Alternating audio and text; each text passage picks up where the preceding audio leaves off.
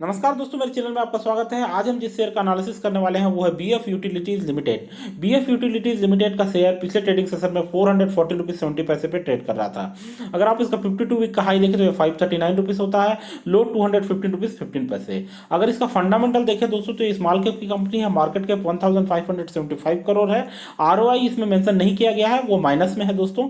और EPS earning per share 2.48 है। Dividend yield भी इसमें नहीं बताया गया है, कंपनी डिविडेंड नहीं दे रही है। इंडस्ट्रियल पी 10.54 है, पी रेशियो हाईएस्ट 168.65 है।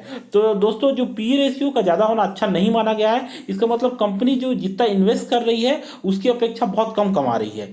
तो अभी देखिए पी रेशियो जो है वो 15 से 25 के बीच में अच्छा माना जाता है, और पी रेशियो इंडस्ट्रियल पी से कम होना चाहिए। तो यहाँ पर पी रेशियो भी ज़्यादा है, इंडस्ट्रियल पी से भी ये बहुत ज़्यादा है कम होने की अपेक्षा। आरओआई रेट जो है देखिए नहीं बता रहा, इसका मतलब ये माइनस में है, तो माइनस होना अच्छी बात नहीं है। आरओआई क्या होता है, तो आरओआई ये है दोस्तों कि जो टोटल नेट इनकम है कंपनी की, अगर उसको डिवाइड करें से टोटल शेयर होल्डर्स की इक्विटी से तो आरओआई निकलती है। और ये जो टोटल शेयर होल्डर्स की इक्विटी है वो कंपनी के एसेट के बराबर होती है। तो माइनस में इसका होना ये बताता है कि इनकम कंपनी की नहीं है। अब हम देखते हैं दोस्तों फाइनेंशियल। तो आप जैसा कि मैंने पहले बताया, रेवेन्यू देखिए दोस्तों गिर रहा है। तो जून 2020 में 52 करोड़ था, सितंबर 2020 में 93 करोड़ बढ़कर, और दिसंबर 2020 में और ज़्यादा बढ़कर 111 करोड़ हो गया।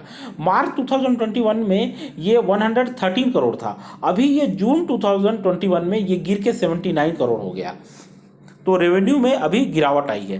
प्रॉफिट देखें दोस्तों तो आप पाएंगे कि दिसंबर 2020 में 8.71 करोड़ था, मार्च 2021 में 8.69 करोड़, और अभी ये -2.43 करोड़ दिखा रहा है। यही कारण है कि आरओआई जो है इसमें मेंशन नहीं किया गया है दोस्तों, क्योंकि ये जो इनकम है वो माइनस में चली गई है। अगर आप नेटवर्थ की बात करें तो ये भी माइनस में है। 2020 में -242 करोड़ था और अब ये -223 करोड़ है। अब एक चीज़ और मैं बताना चाहूँगा दोस्तों कि इस कंपनी में क्या मतलब देखिए अच्छी चीज़ है तो ये जीरो प्रोमोटर प्लेज वाली कंपनी है दोस्तों। दूसरी एक अच्छी चीज़ इस कंपनी के साथ ये है कि इस कंपनी का जो बेटा रेशियो है, इसके इस शेयर का बेटा रेशियो 1.68 है, जो कि बहुत अच्छा है।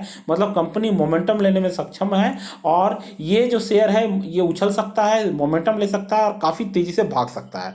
अब अगर हम देखते हैं कि कंपनी करती क्या है, तो ये जो बीएफ यूटिलिटीज़ का जो शेयर है, ये बीएफ यूटिलिटीज़ लिमिटेड जो है ये विंड पावर जनरेशन के सेक्टर में काम करती है। इसके अलावा ये इंफ्रास्ट्रक्चर जो है उस फील्ड में भी ये कार्यरत हैं। इनकी कई सब्सिडाइजरी कंपनियां हैं दोस्तों, Nandi infrastructure corridor enterprises limited, Nandi highway developer limited और अविचल रिसोर्सेज प्राइवेट लिमिटेड। और ये रोड, नेशनल हाईवे, ये सब के निर्माण में ये इन्वॉल्व हैं। तो अगर देखिए कंपनी कब शुरू हुई थी तो ये सन 2000 में चालू हुई थी। शेयर होल्डिंग पैटर्न देखिए दोस्तों, प्रोमोटर्स के पास 55.99% है, रिटेल और अदर्स के पास 43.64%, F I I foreign institutions के पास 0.28% और DII डोमेस्टिक इंस्टीट्यूशंस के पास 0.09% के जो है शेयर हैं, होल्डिंग है। अब दोस्तों नेक्स्ट सवाल आता है कि बीएफ यूटिलिटीज लिमिटेड में आगे क्या, इस शेयर में हमको आगे क्या करना है। तो ये शेयर, इस शेयर का जैसे कि मैंने आपको दिखाया दोस्तों फंडामेंटल्स, तो आप देखिए इसका अभी इनकम नहीं है, माइनस में चला गया इनकम।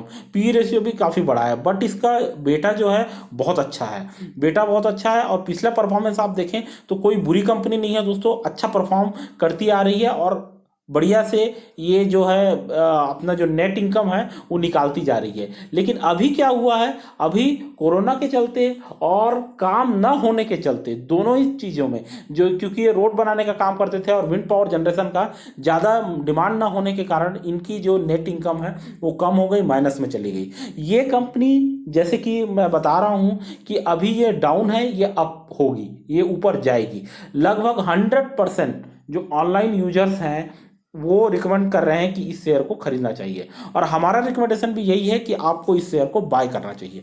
लेकिन इसके साथ ही हमारा रिकमेंडेशन ये भी है दोस्तों कि आपको थोड़ा वेट करने की ज़रूरत है। अभी ये 414 रुपीज़ पे है, क्योंकि इनकम माइनस में है, रेवेन्यू भी गिरा हुआ है, बहुत इसमें करेक्शन की संभावना है।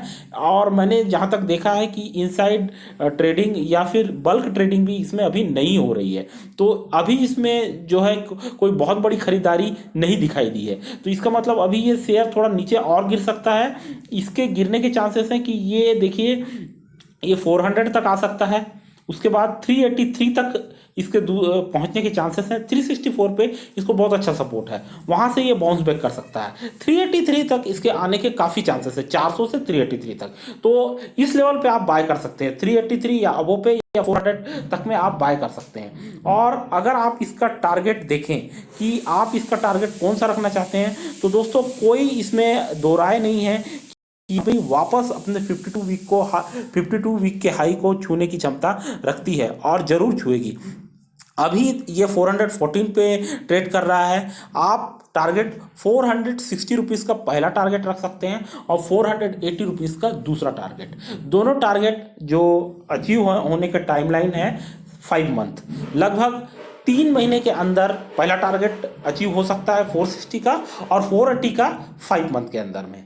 तो दोस्तों ये हमारा रिकमेंडेशन इस शेयर पे बाय का है। और इसकी जो नेट इनकम अभी माइनस में है, और जैसे ये शेयर गिरा हुआ है, इस पे ध्यान मत दीजिए दोस्तों। एक चीज़ ध्यान दीजिए, जो चीज़ नीचे आई है वो ऊपर भी जाएगी, ऐसा नहीं होगा कि वो नीचे ही नीचे जाती जाएगी। कंपनी बढ़िया है, बेहतरीन है, आप इस पे निवेश कर सकते हैं, आंख मूंद के निवेश कर सकते हैं। बस आपको सही लेवल पे अगर आप बाय करने का सोच रहे हैं तो आपको बाय करना है।